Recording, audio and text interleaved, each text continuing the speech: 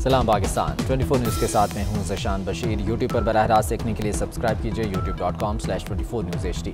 Headlines आप जान चुके, खबरों की तफसीलात की जानिब बढ़ते हैं। सबसे पहले अहम खबर आपको दें कि NCOC ने कोरोना पाबंदियों में एक हफ्ते की तौसी का फैसला कर लिया है। लाहौर समेत 27 अजला में तालीमी इदारे एक हफ्ता मजीद बंद रहेंगे। ज़राए के मुताबिक तौसी का फैसला कोरोना सूरत हाल और हेल्थ सिस्टम पर दबाव के पेश नज़र किया गया। 29 अगस्त को कोरोना पाबंदियों की 13 से 27 अजला तक तौसी की गई थी, जिसमें अब मजीद एक हफ्ते की तौसी का फैसला कर लिया गया है। NCOC की जानिब से फैसला किया गया है कि लाहौर समेत 27 अजला में तालीमी इदारे मजीद एक हफ्ता बंद रहेंगे। ज़राए का ये कहना है कि पाबंदियों में तौसी का फैसला कोरोना सूरत हाल और हेल्थ सिस्टम पर दबाव के पेश नज़र किया गया है। लाहौर हाई कोर्ट की जस्टिस आयशा मलिक की सुप्रीम कोर्ट में तकर्रुरी का फैसला ना हो सका। जुडिशल कमीशन में इत्तफाक ना होने पर फैसला मुअख्खर कर दिया गया। जजेस तयनाती में सीनियरिटी नज़रअंदाज करने पर वकला ने मुल्क गिर अदालती बॉयकॉट किया। सदर supreme court bar Abdul Latif Afridi कहते हैं कि आला अदलिया के मामलात में किसी किस्म की गैर कानूनी मुदाखलत बर्दाश्त नहीं की जाएगी। अपोजिशन ने हुकूमत को टफ टाइम देने के बजाय एक दूसरे पर हमले शुरू कर दिए। बिलावल भुट्टो ने एक बार फिर नाम लिए बगैर नून लीग और PDM को तनकीद का निशाना बना दिया। बोले, दोस्तों की पॉलिसी दोगली है, मफाहमत है ना मज़ाहमत, ये मुनाफिकत है। मरियम नवाज ने भी कल अपोजिशन की नाकामी का एतराफ़ किया था। और JUI के सरबराह मौलाना फजलुर रहमान कहते हैं कि मुल्क में आज जमहूरियत यरगमाल है। मौजूदा हुकूमत मईशत का तखमीना 0 से नीचे ले गई। ज़र मुबादला ज़खार में पैसा 100% कर्जे का है। अंग्रेज से आज़ादी हासिल करने का मकसद था, गुलाम नहीं रहेंगे। जिस मकसद के लिए ये मुल्क हासिल किया गया वो ख्वाब पूरा ना हुआ। वो एबटाबाद में जलसे से खिताब कर रहे थे। अंग्रेज से आज़ादी हासिल करने का मकसद यही था कि अब हम गुलाम नहीं रहेंगे और जमहूरियत आज भी यरगमाल है। तो आज की नस्ल जो जिंदा है पाकिस्तान में, वो मुल्क की मईशत का अंजाम भी देख रही है। भूख और प्यास के अलावा आज आम आदमी कुछ नहीं देख रहा। मुल्क की पैदावार में कमी आई, 5 और 6% की तरक्की तो ख्वाब बन गई। हम अपनी सालाना मईशत का तखमीना 0 से भी नीचे ले गए। तुम्हारे ज़र मुबादला के ज़खायर में जो पैसा पड़ा हुआ है वो 100% कर्जों का। लीगी रहनुमा जावेद लतीफ़ ने बड़ा ऐलान कर दिया। कहते हैं नवाज शरीफ रवां साल वतन वापस आएंगे। साबिक वज़ीर आज़म कौम को भंवर में फंसा नहीं देख सकते। लीगी रहनुमा ने नायब लाहौर में पेशी के मौके पर मीडिया से गुफ्तगू की। उन्होंने कहा कि 5 रुकनी तहकीकाती टीम ने सवालात पूछे, जिनके जवाब दिए। एहतसाब के नाम पर इंतकाम का मुकाबला करेंगे। डॉलर की ऊंची उड़ान थम न सकी। डॉलर एक दिन में 41 पैसे महंगा होकर साल की बुलंद तरीन सतह 167 रुपये 66 पैसे पर आ गया। 4 माह के दौरान इंटरबैंक में डॉलर 15 रुपये 38 पैसे महंगा हो चुका है। कराची से अशरफ खान की रिपोर्ट देखते हैं।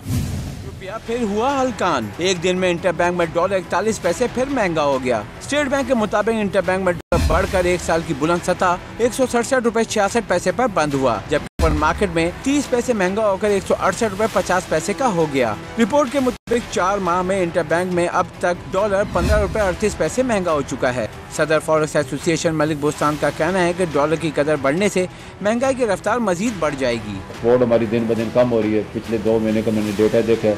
टारगेट तो 3 अरब का था, उसमें 2 अरब 30 करोड़ आई। पिछला अगला टारगेट 2 अरब 50 का था, उसमें 2 अरब 25 करोड़ आई है। तो अपनी इंपोर्ट बिल भी हमारे इस वक्त 5 अरब से ज़्यादा हो गए हैं। तो हमें इस चीज़ को मद्देनजर रख के अपनी एक्सपोर्ट को बढ़ाना होगा। इंटरबैंक के बाद ओपन मार्केट में भी डॉलर समेत दीगर करेंसी महंगी हो गई और यूरो 50 पैसे बढ़कर 199 रुपये और बरतानवी पाउंड भी 50 पैसे बढ़कर 233 रुपये पर पहुँच गया। ओपन मार्केट में मारती दरम 10 पैसे बढ़कर 46 रुपये 30 पैसे और सऊदी रियाल 20 पैसे इजाफे से 44 रुपये 80 पैसे में मिलने लगा है। पहले इजाफी पैसे दो फिर गाड़ी मिलेगी। शहरियों को पैसे देकर भी गाड़ी हासिल करने में मुश्किलात पेश आने लगी। कंपनी और डीलर्स की मिलीभगत से गाड़ियों पर ओन में इजाफा हो गया। जुनेद रियाज की रिपोर्ट इसी बारे में।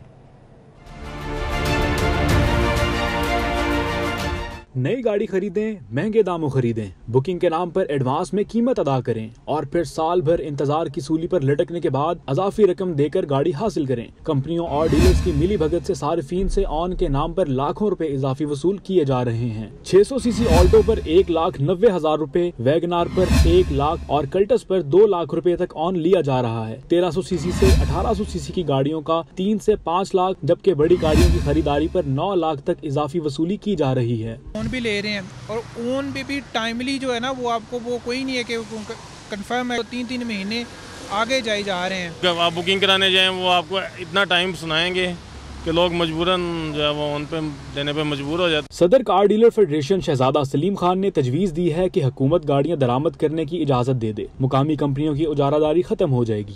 آج یہ اعلان کر دے کہ جی ریکنڈیشن گاڑی 5 سال پرانی امپورٹ کرنے کی اجازت ہے, وہ طریقہ کار اس کا آسان بنا دے.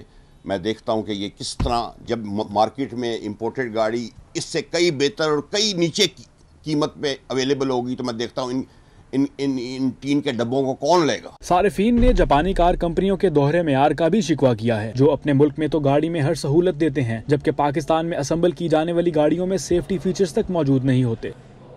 اور مہنگائی کے سونامی نے زراعت کو بھی اپنی لپیٹ میں لے لیا. کھادوں کی بڑھتی قیمتوں نے کسانوں کا برا حال کر دیا. ملک میں گندم کے بڑے بحران کا خدشہ بھی پیدا ہو گیا.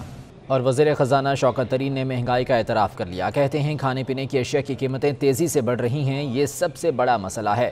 ادھر افغانستان میں اہلکار بھیجنے کا عندیہ بھی دے دیا. سینٹ کی قائمہ کمیٹی کو بتایا کہ افغانستان کے مالی ذخائر منجمد ہیں, افغانستان کے معاملات کو چلانے کے لیے یہاں سے لوگ بھیج سکتے ہیں.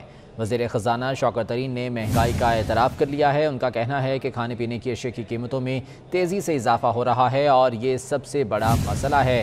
وزیر خزانہ نے افغانستان میں اہلکار بھیجنے کا عندیہ بھی دے دیا. سینٹ کی قائمہ کمیٹی کو بتایا کہ افغانستان کے مالی ذخائر منجمد ہیں, افغانستان کے معاملات کو چلانے کے لیے یہاں سے لوگ بھیج سکتے ہیں. وزیراعظم کی زیر صدارت نیشنل ایکشن پلان پر ایپیکس کمیٹی کا اجلاس ہوا, جس میں وفاقی وزراء, وزرائے اعلیٰ, آرمی چیف اور DGISI شریک ہوئے. اعلامیے کے مطابق اجلاس میں موجودہ ملکی داخلی اور سیکیورٹی صورتحال کا جائزہ لیا گیا. اجلاس میں غیر ملکی شہریوں بالخصوص سی پیک سے منسلک چینی شہریوں کی سیکیورٹی کا جائزہ لیا گیا. حالیہ امن و امان کے واقعات پر بھی غور کیا گیا. National crisis information management cell تشکیل دینے اور شرپسندوں سے قانون کے مطابق مکمل طاقت سے نمٹنے کا فیصلہ کیا گیا ہے. وزیر اعظم عمران خان کی زیر صدارت نیشنل ایکشن پلان پر ایپیکس کمیٹی کا یہ اہم اجلاس ہوا ہے. وزیر اعظم عمران خان اور army chief general Qamar Javed Bajwa کی اہم ملاقات ہوئی ہے. ذرائع کے مطابق ملاقات نیشنل ایکشن پلان اجلاس سے قبل ہوئی. ملاقات میں افغان صورتحال کے تناظر میں وزیر اعظم اور آرمی چیف کے مابین اہم معاملات زیر غور آئے. آرمی چیف نے وزیر اعظم کو ڈائریکٹر CIA سے ہونے والی ملاقات اور افغانستان میں ابھرتی ہوئی صورتحال پر امریکی نقطہ نظر سے آگاہ کیا. قومی ایوارڈ یافتہ سینئر صحافی اور ماہر افغان امور رحیم اللہ یوسفزئی انتقال کر گئے. وہ طویل عرصے سے علیل تھے. رحیم اللہ یوسفزئی کے نماز جنازہ کل 11 بجے مردان کاٹلنگ نزسوات ایکسپریس وے کاٹلنگ انٹرچینج کے قریب خان ضمیر بانڈا میں ادا کی جائے گی. قومی ایوارڈ یافتہ سینئر صحافی اور ماہر افغان امور رحیم اللہ یوسفزئی انتقال کر گئے. وہ طویل عرصے سے علیل تھے. رحیم اللہ یوسفزئی کے نماز جنازہ کل 11 بجے مردان کاٹلنگ نزسوات ایکسپریس وے کاٹلنگ انٹرچینج کے قریب خان ضمیر بانڈا میں ادا کی جائے گی. پاکستان نے افغان حکومت کو تسلیم کب کرنا ہے؟ 24 نیوز اندرونی کہانی سامنے لے آیا. ذرائع کے مطابق پاکستان نے فی الحال افغان حکومت کو تسلیم کرنے کا اعلان نہ کرنے کا فیصلہ کیا ہے. 16 ستمبر کو وزیر اعظم کے روسی صدر سے ملاقات متوقع ہے. پاکستان ایران، روس، ترکی اور چین سے مشاورت کرے گا، جس کے بعد ہی کوئی حتمی فیصلہ کیا جائے گا. افغان حکومت کو پاکستان تسلیم کب کرے گا، اس بارے میں ابھی افغان حکومت کو تسلیم کرنے کا اعلان نہ کرنے کا فیصلہ کیا گیا ہے. افغانستان میں نئی حکومت کے اعلان کے بعد طالبان آپے سے باہر ہو گئے. خواتین پر تشدد کا اپنا وہی پرانا انداز اپنا لیا. کابل میں بہادر جنگجوؤں نے پرامن احتجاج کرنے والی خواتین پر لاٹھیاں برسا دیں. دنیا کے سامنے طالبان کا اصل چہرہ لانے والے صحافیوں کو بھی تشدد کا نشانہ بنا ڈالا. امریکی وزیر دفاع لائیڈ آسٹن نے افغانستان میں القاعدہ کے دوبارہ متحرک ہونے کے خدشے کا اظہار کر دیا. کویت میں میڈیا سے گفتگو میں انہوں نے کہا کہ القاعدہ نے 20 سال پہلے افغانستان کو امریکہ پر حملہ کرنے کے لیے بیس بنایا تھا. القاعدہ امریکی انخلاء اور طالبان کے اقتدار میں آنے کے بعد دوبارہ سر اٹھانے کی کوشش کر سکتی ہے. لائیڈ آسٹن کا کہنا تھا کہ ہم نے طالبان قیادت کو اپنے خدشات سے آگاہ کر دیا ہے. امید کرتے ہیں کہ وہ ایسا نہیں ہونے دیں گے. شہر قائد میں بارش سے کئی علاقے زیر آب آ گئے، جبکہ کرنٹ لگنے اور دیگر حادثات میں 7 افراد جاں بحق اور متعدد زخمی ہو گئے. مزید جانتے ہیں اس رپورٹ میں. اور لاہور سمیت ملک کے بیشتر شہروں میں بارش کے بعد جل تھل ایک ہو گیا۔ لاہور میں وقفے سے بارش جاری ہے۔ سندھ میں ٹنڈو محمد خان، بہاڑی، عمرکوٹ، چوہڑ جمالی اور سجاول میں تیز بارش سے شاہراہیں تالاب کا منظر پیش کرنے لگیں، جبکہ بیشتر علاقوں کے فیڈرز فری ٹرپ ہونے کے باعث بجلی کی فراہمی معطل رہی۔ تھرپارکر میں 3 روز سے جاری بارش نے گرمی کا زور توڑ دیا، شہریوں کے چہرے کھل اٹھے۔ محکمہ موسمیات نے آئندہ 24 گھنٹوں کے دوران مزید بارش کی پیشگوئی بھی کر دی ہے۔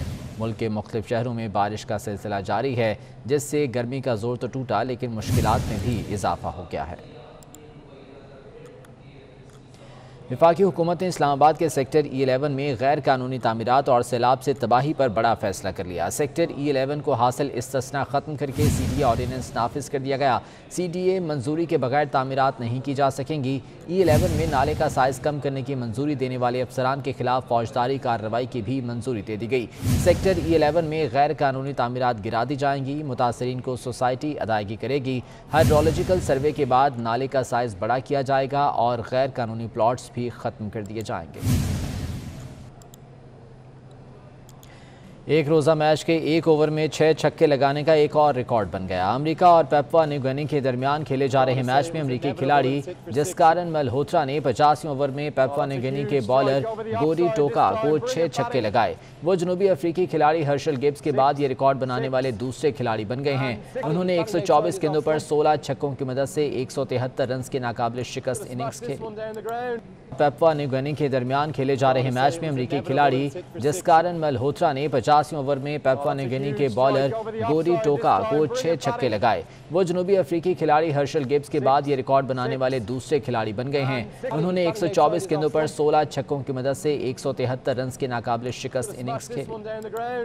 پیپوا نیو گنی کے درمیان کھیلے جا رہے میچ میں امریکی کھلاڑی جسکارن ملہوترا نے 85ویں اوور میں پیپوا نیو گنی کے بالر گوری ٹوکا کو 6 چھکے لگائے۔ وہ جنوبی افریقی کھلاڑی ہرشل گبز کے بعد یہ ریکارڈ بنانے والے دوسرے کھلاڑی بن گئے ہیں۔ انہوں نے 124 گیندوں پر 16 چھکوں کی مدد سے 173 رنز کے ناقابل شکست اننگز۔ اس بلیٹن سے اتنا ہی، ایک بریک کے بعد ہیڈ لائنز۔